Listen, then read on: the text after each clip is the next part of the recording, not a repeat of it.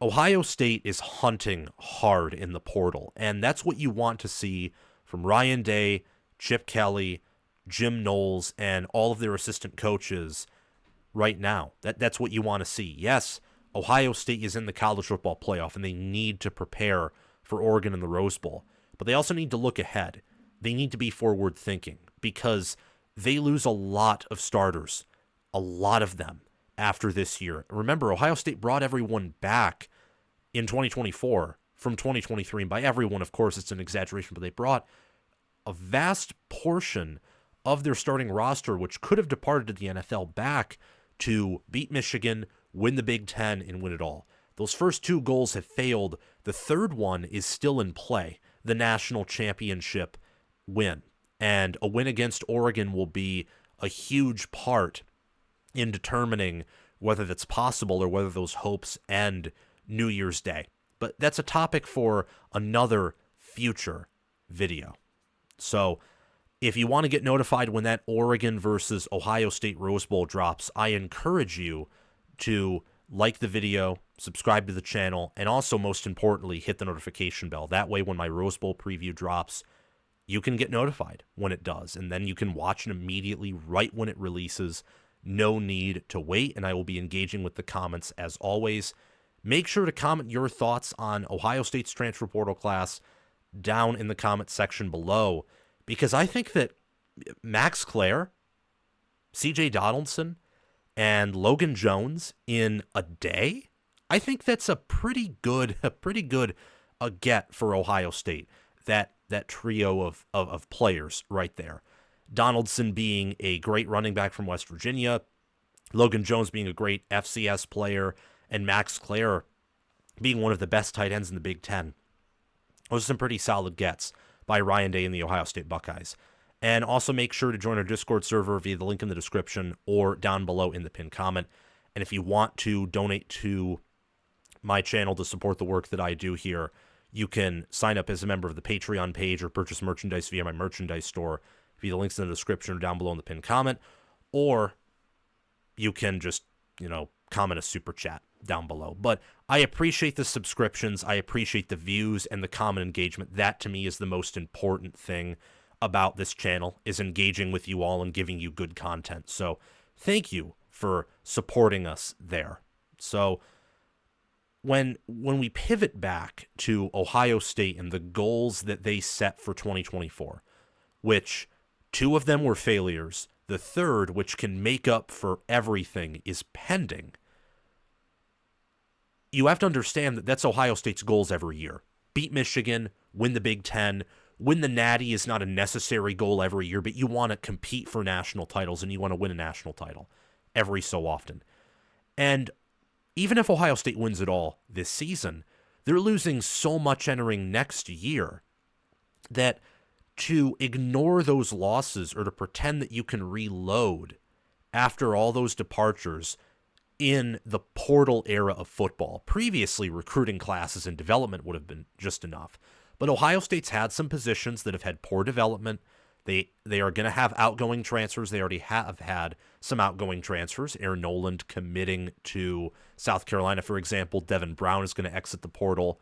So they're a little bit thin at quarterback. They've had some offensive line departures. Thankfully, they've also had an offensive line commit from Minnesota, that being Ohio native Phillip Daniels, who's a 4-star offensive tackle. The point being, this is just the beginning for Ohio State. When you get 3 big-time commitments in a day like that, that means there's going to be more. And by 3 big-time commitments, I especially mean the 2 of CJ Donaldson and Max Klare, proven Power 4 players. Logan Georgia, we don't know how he'll pan out. FCS player from Idaho State transferring into Ohio State is something that I would have never expected Ohio State to do. But good for them. At least you have depth if he doesn't necessarily pan out to be a star. If he does, then that's an absolute get by the staff and great scouting by them. They have to replace, JT Tuimoloau will start in the defensive line. Ty Hamilton, Tyleik Williams, Jack Sawyer. They're replacing 4 starters, 4 of them. And then at linebacker, Cody Simon's gone. In the secondary, Burke is likely gone. Hancock, Ransom. That's 8 players right there on defense. And there are others who may transfer out. I know that Gabe Powers transferred out, committed to Kansas State, and a lot of Ohio State people were high on him, highly recruited out of high school. Just wanted, I think, a fresh start. And then on offense, Simmons, who's been gone for most of the year, but still, he's off to the NFL. McLaughlin, off to the NFL. Donovan Jackson is gone. That's the offensive line. G. Scott Jr. is gone. Emeka Egbuka is gone. Henderson is gone. Judkins likely gone. And from an NFL standpoint, he should leave after this year. And Will Howard is gone. So a lot of people from Ohio State, a lot of their starters are leaving. And I mean, I don't know if this will occur, but I would expect coaching changes are going to be made, even if Ohio State potentially wins it all. I mean, the offensive line development under Fry has been very hit or miss. It's been very up and down. He's not a good recruiter, and that's a liability because typically offensive lines, the successful ones, are mostly built through high school, and then you sprinkle in portal additions when you need. And the high school classes from Fry have been bad, and his development outside of a few players, I think, has been rather questionable. And as for Larry Johnson, I think his defensive line development for the past several years has been questionable. And I think that you could be looking at changes after this season on top of a large amount of departing production in order for Ohio State to not that they would ever go 7-5 like Michigan in 2024. I think that they have too good of a head coach. I think they have too good of a defensive coordinator who will likely stick around, and I think they recruit at a higher level to where they wouldn't fall that far off. But in order to not fall off after this year, a team that already had some questionable areas, at least in terms of depth, even when healthy, they need to be active in the portal, and they are. You know, Max Klare, this season at Purdue, he had no QB play. The running game was an absolute bust, even though it was statistically somewhat impressive, because circle back to the fact that Purdue's defense was outside the top 100 for pretty much the entire year, and Hudson Card's not a good QB, and Ryan Brown is off to North Carolina, and he just had that one amazing game against Illinois because no one had any film on him. So when he had legs and could run around everywhere, Illinois didn't know how to defend him that much. Max Klare had no supporting cast, and yet he had 51 receptions for 685 yards, 4 touchdowns, 13.4 yards per reception. 6'4", 240 pounds. He's a sophomore, so that means he has not just a year left, but Ohio State could hold on to him for longer if they wanted. His best game was against Illinois with 133 receiving yards. His best game with a receiving touchdown was against Penn State. 7 receptions, 91 yards, and a touchdown right there.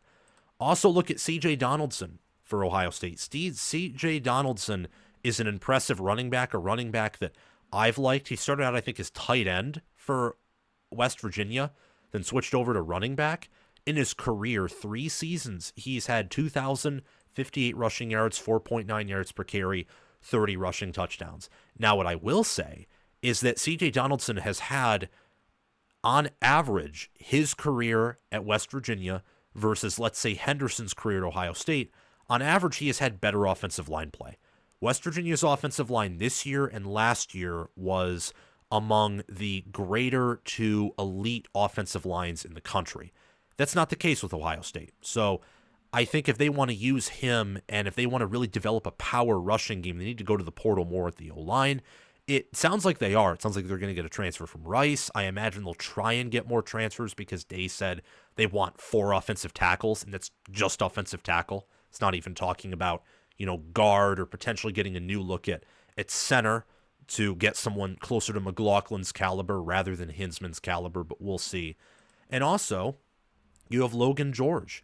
Logan Georgia transferring in from Idaho State. This season, he had 5.5 sacks, 24 solo tackles, and 53 overall tackles. Defensive lineman for Idaho State, one of their better players. 6'5", 259 pounds. He's long, and he has size to add on as an edge. So I think he is a great addition for Ohio State. So far, so good for Ohio State, who nationally has a top 50 transfer portal class. Specifically, Ohio State has the 34th ranked portal class with an average player rating, average commit rating of an 89.5, which is among one of the higher average player ratings in the nation.